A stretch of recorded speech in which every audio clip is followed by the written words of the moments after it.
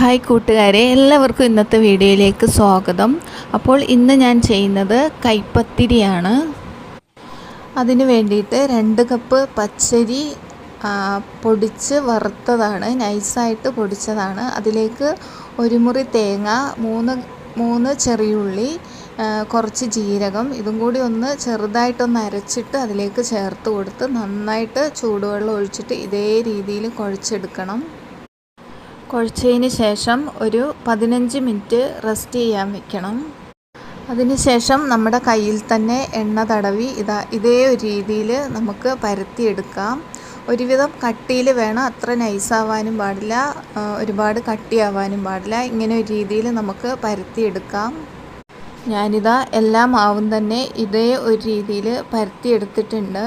ഇനി നമുക്ക് തിളച്ച എണ്ണയിലേക്ക് ഇട്ടിട്ട് ഇത് മൊരിച്ചെടുക്കണം.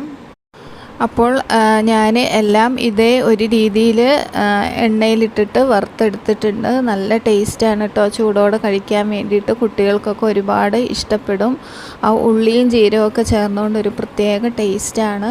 അപ്പോൾ എല്ലാവരും ഇതൊന്ന് ട്രൈ ചെയ്ത് നോക്കുക. എൻ്റെ വീഡിയോ ഇഷ്ടമായാൽ ലൈക്ക് ചെയ്യുക, ഷെയർ ചെയ്യുക, സബ്സ്ക്രൈബ് ചെയ്യുക.